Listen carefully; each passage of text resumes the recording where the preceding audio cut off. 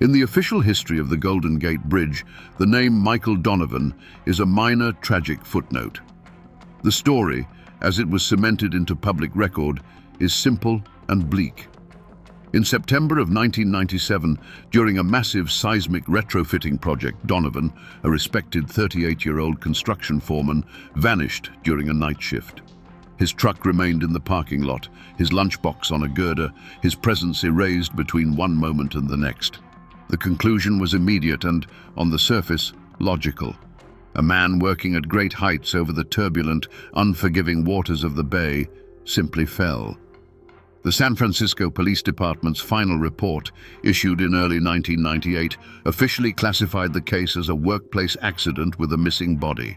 Investigators cited the lack of any evidence of foul play and the statistical probability of such incidents in high-risk construction. The story was convenient, it was clean, and it closed a file that had no obvious leads. The narrative of a tragic accident became the accepted truth, a sad cautionary tale about the dangers faced by the men who maintain our modern wonders. This version of events stood unchallenged for 26 years, as solid and immovable as the bridge's Great Southern Pier. The family's persistent doubts were dismissed as the understandable but unreliable side effects of grief. And in all that time, almost no one noticed a small, peculiar annotation at the bottom of the case file's evidence inventory, a single, overlooked detail. The project manager's logbook noted that the concrete pour schedules for the night Michael Donovan disappeared were, for reasons never explained, inexplicably missing. For over 2 decades, the story of the accidental fall held firm. Then, in August of 2023, the past was drilled out of the concrete. A new phase of seismic reinforcement required engineers to scan the massive South Tower Pier with ground-penetrating radar, searching for hidden voids before beginning their work. Deep inside a section poured in the autumn of 1997, the radar returned an anomaly, a dense, irregular shape that didn't match any of the blueprints. A core sample was drilled to investigate. The drill bit did not come back with dust and gravel. It came back with fragments of bone and shreds of blue denim cloth. The work stopped. What followed was less of a construction project and more of a delicate archaeological dig. Over several days, engineers and forensic specialists carefully excavated the section, revealing a tomb within the tower. There, curled in a fetal position, was the complete skeleton of a man, his steel-toed boots still laced. It was Michael Donovan. But the most shocking discovery came from the forensic anthropologist's report. This was no drowning victim who had accidentally fallen into a wet concrete pour. The skeleton showed clear evidence of massive blunt force trauma to the back of the skull. Michael Donovan was dead, or at least unconscious, before he ever touched the concrete slurry. The official story didn't just crack, it shattered. The tragic accident was a lie from the very beginning. Donovan hadn't fallen from the bridge. He had been put inside it. This discovery transformed a cold case from a 26-year-old tragedy into an active homicide investigation. And that raised the terrifying central question. If Michael Donovan was murdered, who would go to such extraordinary lengths to hide his body in the one place no one would ever think to look? And what secret was so dangerous it had to be buried with him? To understand the motive for a crime of this magnitude, one must return to the San Francisco of the late 1990s. The city was booming, but it lived under the constant, nagging shadow of the next great earthquake. The seismic retrofitting of the Golden Gate Bridge wasn't just a construction job. It was a multi-million-dollar promise to the public, a symbol of civic responsibility and engineering prowess. The project's success was critical, not just for safety, but for the careers of the men in charge. At the very top of that list was Arthur Fitzwilliam, known to everyone as Fitz. In 1997, he was the project manager for the primary contractor, ambitious, charismatic, and utterly ruthless. The bridge retrofit was his launchpad. Today, he is a celebrated titan of the engineering world, a philanthropist whose name adorns university buildings. His reputation and his fortune were built on the flawless execution of that 90s project. Fitz had the most to gain from its perceived success, and consequently the most to lose if any scandal emerged. The secret buried with Michael Donovan was not one of passion, but of cold, calculated greed. Fitzwilliam was the architect of a massive fraud, systematically substituting substandard, cheaper steel rebar and a weaker concrete mix in sections of the bridge's support structures. The scheme was generating millions in kickbacks from a corrupt supplier, money that Fitz funneled into his burgeoning empire. It was a betrayal of public trust so profound that its exposure would have meant more than just prison. It would have been an unforgivable sin in a city defined by its relationship with earthquakes. But Fitzwilliam didn't act alone. His fraud required an official stamp of approval, and he found it in a city inspector named Carl Jenkins. For a steady stream of bribes, Jenkins signed off on every doctored manifest and every fraudulent materials report, betraying his duty to the city. Jenkins was the key that allowed the lie to function, a quiet, nervous man living in constant fear of exposure. Michael Donovan, with his foreman's eye for detail and uncompromising work ethic, was the one man who could unravel it all. He wasn't just a random victim, he was a direct threat. He had started noticing discrepancies, asking questions that made powerful men nervous. His murder, therefore, was not the primary crime. It was the final, brutal piece of business required to protect a far more lucrative and dangerous conspiracy. The official story of an accident wasn't just a way to hide a body, it was the foundation stone for Arthur Fitzwilliam's entire legacy. For Detective Maria Voigt of the SFPD Cold Case Homicide Unit, reading the original 1998 report on Michael Donovan's disappearance was like studying a carefully constructed piece of fiction. The entire document was built on two fundamental assumptions: that he fell and that his body was in the San Francisco Bay. With the discovery in the South Pier, both pillars of the official story crumbled into dust. Donovan did not fall into the water, and the absence of evidence wasn't because it was swept away by the tide, but because it had been entombed in thousands of tons of concrete. The deconstruction began not with witnesses, but with science. Voigt's team took samples of the concrete immediately surrounding the skeleton and sent them to a materials scientist. The results provided the first hard evidence of a motive. The composition of that specific batch of concrete was dramatically different from the project's official specifications. It contained a cheaper aggregate and had a significantly lower compressive strength. It was, in engineering terms, garbage. This wasn't a simple mixing error on a chaotic worksite. This was proof of deliberate systemic fraud. The concrete wasn't just Michael Donovan's tomb, it was the reason for his murder. He hadn't just been killed and hidden. He had been hidden inside the very evidence of the crime he must have uncovered. The official narrative had painted him as a tragic but careless worker. The truth, emerging from the chemical analysis of his grave, suggested something else entirely. He was a meticulous foreman, a man known for his integrity, who had likely discovered that the most iconic landmark in the city was being secretly compromised. This one fact triggered a cascade of collapsing lies. The workplace accident was now a homicide. The motive was no longer a mystery. It was a multi-million-dollar construction fraud. The investigation's original conclusion of no evidence of foul play was revealed not as a failure of policing, but as a masterpiece of misdirection. The original detectives were looking for bloodstains on the catwalks or signs of a struggle. They never thought to test the structural integrity of the bridge itself. The perpetrators had committed a crime of breathtaking audacity. They hadn't just disposed of a body. They had made the evidence of their primary crime, the fraudulent concrete, the instrument of concealing their secondary one, the murder. The dominoes fell one by one. The missing logbooks for the concrete pours that night were no longer a clerical error, but a deliberate act of concealment. The hurried conclusion of an accident was no longer a simple judgment call, but a convenient narrative that suited someone very powerful. The entire foundation of the old case was not just wrong, It was an elaborate lie built to protect a secret far darker than a single man's death. Detective Voigt understood that truth doesn't just reside in lab reports. It echoes in the memories of those forced into silence. Her investigation turned from the physical evidence to the human archive, searching for the people who knew the official story was a lie, but whose voices were never heard. She started with the person who knew Michael Donovan best, his widow, Sarah. For 26 years, Sarah Donovan had lived with the insult added to her injury, the official branding of her husband as careless. She told Voigt what she had told the original detectives in 1997. Michael was the most meticulous man she had ever known. He checked everything twice. He would never take a needless risk.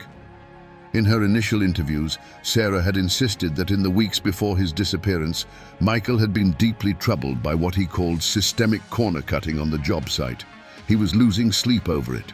The original investigators had noted her claims, but dismissed them as the vague, grief-stricken conjecture of a wife trying to find meaning in a senseless accident. They were looking for a killer with a knife, not a conspiracy documented in material manifests. Her words were filed away and forgotten. Voigt's team then located a former construction worker, a man named Leo Martinez, who had been a young apprentice on Donovan's crew. Now, in his late 40s, Leo had carried a secret for decades.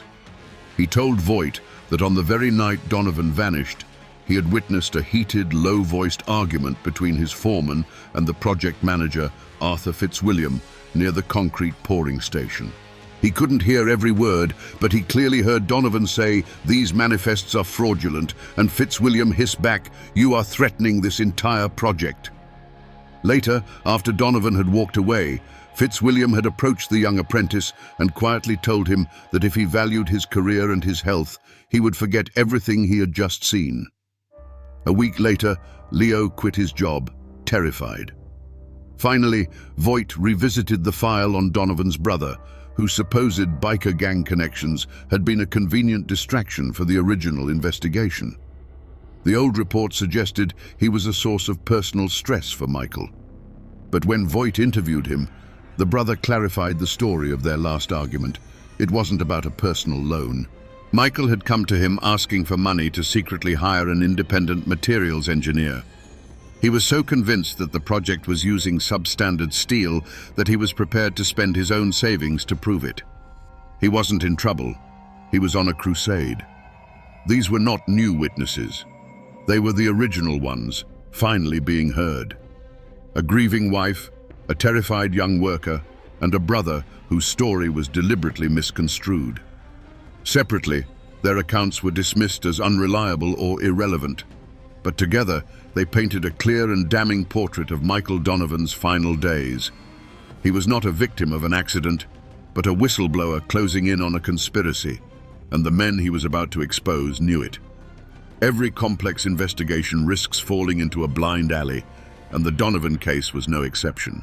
As Detective Voigt re-examined the original 1997 file, one thread stood out: the mention of Michael Donovan's brother and his known connections to a local biker gang. The old notes detailed a heated argument over a loan just a week before the disappearance. It was a classic, powerful motive, a personal debt that turned violent. The theory was grimly plausible. The murder had nothing to do with the bridge at all. The construction site was merely a macabre, industrial-scale solution for body disposal. This hypothesis gained momentum. The sheer brutality of the crime, a fatal blow to the back of the head, felt more like the work of hardened criminals than a panicked project manager. Voigt's team shifted its focus, digging into the murky history of the biker gang, trying to reconstruct a 26-year-old feud. The investigation even interviewed a now elderly Arthur Fitzwilliam, approaching him as a historical witness. Playing the part of the respected elder statesman, Fitzwilliam described Donovan as a good man who seemed immensely stressed in his final days, constantly taking tense phone calls and having family problems. He skillfully painted a picture of a man with a troubled private life, subtly nudging the detectives down the very path he wanted them to take. For a time, it worked. The investigation pivoted away from the corporate fraud and towards a personal vendetta. Detectives spent weeks tracking down former gang members and re-examining old financial records. The theory was compelling, it had a clear narrative, and it was actively being reinforced by the man who was once Donovan's boss. It seemed to explain everything, but the trail, so promising at first, began to evaporate under scrutiny. The brothers' story, when re-examined, held firm. The argument was about getting money to expose the fraud, not to pay off a debt. The key members of the biker gang from that era had airtight alibis, or were already incarcerated for other offenses at the time of the murder. There were no financial records, no threats, no whispers of a conflict. The entire theory, a meticulously constructed narrative of personal revenge, shattered against a wall of hard facts. It wasn't just a cold lead, it was a ghost. Voight realized she hadn't just been chasing a dead end. She had been expertly guided into a maze built by a killer 26 years ago. Frustration led Detective Voight back to the one person who cared more about the truth than anyone: Sarah Donovan. During their conversation, the widow recalled a box of Michael's work effects she had packed away in the chaotic weeks after his disappearance, a box she hadn't opened since 1997. An hour later, Voight was looking at the contents spread across a table: old pay stubs, a faded union card, a worn leather tool belt, and at the bottom, a simple spiral-bound work ledger. Its pages were filled with the neat, methodical handwriting of an engineer, detailing measurements, schedules, and daily progress reports. Then Voight turned to the final entry, dated the day Michael Donovan died. The handwriting was different here, still precise, but with an undercurrent of urgency. It was a series of complex calculations about the tensile strength of steel rebar. Next to them was the name of a steel supplier that Voight knew, from her exhaustive review of the project files, was not on the official roster of contractors. And then, at the very bottom of the page, scrawled with heavy pressure as if for emphasis, were two short sentences. Fitz knows. Jenkins signed. It was the Rosetta Stone for the entire case. This wasn't just a foreman's notebook, it was a dead man's closing argument. In a few lines, Michael Donovan had laid out the whole conspiracy: the fraudulent materials from an off-the-book supplier, the complicity of the project manager, Arthur Fitzwilliam, and the final critical piece, the corrupt city inspector, Carl Jenkins, who had been signing off on the lie. The name, until that moment buried in thousands of pages of municipal records, was now linked directly to the crime. Suddenly, every disparate fact clicked into a single, shocking picture. The lab analysis of the weak concrete wasn't just evidence of fraud. It was what Donovan had died for. The argument witnessed by the young apprentice wasn't a vague disagreement. It was Donovan confronting Fitz with his findings. Fitzwilliam's calculated misdirection toward Donovan's family wasn't just a helpful suggestion. It was the desperate act of a murderer trying to control the narrative. The entire complex mystery was solved by a few words, scrawled in pencil, in a dusty notebook that had been waiting 26 years to be read. The official record speaks of a slip, a moment of inattention, a fall into the cold waters of the bay. The truth, pieced together from a 26-year-old ledger and the testimony of silenced men, is a story of calculation, confrontation, and brutal finality. On the night he died, Michael Donovan was not a victim of circumstance. He was the sole threat to a multi-million-dollar conspiracy, and his meticulous nature had become a death sentence. His final shift began not with a tool belt, but with a conclusion. After weeks of suspicion, of testing materials on his own time, and of cross-referencing manifests, Donovan had his proof. The ledger entry was his final confirmation. The project was a fraud, Fitzwilliam was the architect, and Jenkins was the willing signatory. Armed with this knowledge, he did not go to the authorities. He went to the source.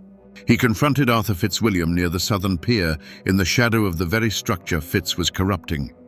It was not a plea, but an ultimatum. Fix it or be exposed. For Fitzwilliam, this was not a negotiation. It was the end of his world. Everything he had built and everything he dreamed of becoming was about to be annihilated by one honest foreman. As Donovan walked away from the heated argument, Fitzwilliam saw only one solution. In a secluded area of the sprawling, noisy worksite, he ambushed him. The weapon was a length of steel rebar, the very symbol of his crime. The fatal blow was not delivered in a fit of rage, but with the cold efficiency of a problem being permanently solved. Michael Donovan, the man who knew too much, now lay silent at his feet. The murder created a new, more urgent crisis: the body. But Fitzwilliam's mind, honed by years of logistical problem-solving, saw not a body to be hidden, but an asset to be disposed of. He found the terrified city inspector, Carl Jenkins. The threat was unspoken, but absolute. "You are in this as deep as I am." Jenkins, trapped by his own corruption, became an unwilling accomplice. The plan was as monstrous as it was brilliant. The night's scheduled concrete pour for the South Pier would not just reinforce the bridge, it would become a tomb. Under the harsh glare of the work lights, amidst the roar of generators and concrete pumps, they committed the final act. They lowered Michael Donovan's body into the wooden forms, a cavity soon to be filled with the same substandard concrete he had sworn to expose. As the slurry poured in, it consumed everything: the man, the evidence of his murder, and the secret of the bridge's compromised foundation. They didn't just bury a man, they sealed a crime inside the evidence of another, creating a sarcophagus of lies that would hold for a quarter of a century. The discovery of Michael Donovan's ledger was not just a breakthrough, it was a key that unlocked a confession 26 years in the making. When Detective Voigt confronted Carl Jenkins, now a frail, paranoid retiree with the page bearing his name, the old inspector collapsed not from pressure, but from a strange, terrifying relief. He confessed everything. In a halting voice, he described how a triumphant Fitzwilliam had cornered him that night, how Fitz had ambushed Donovan with a piece of rebar, and how he, Jenkins, was forced to help dispose of the body, his silence secured by explicit threats against his family. The lie he had lived with for nearly 3 decades had finally come to an end. The arrest of Arthur Fitzwilliam was a moment of pure, cinematic irony. It came not in a quiet suburban home, but at a lavish charity gala in the heart of San Francisco.